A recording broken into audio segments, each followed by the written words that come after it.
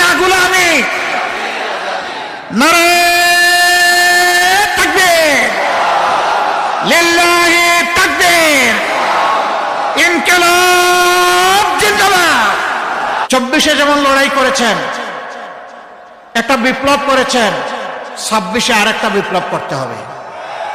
24-এ বুলেটের সামনে দাঁড়িয়ে বিপ্লব করেছেন, বিজয় ছিনিয়ে এনেছেন। আমরা কোন দলের বিজয় চাই না, আমরা 18 কোটি মানুষের বিজয় চাই। আমরা 18 কোটি মানুষের মুক্তি চাই।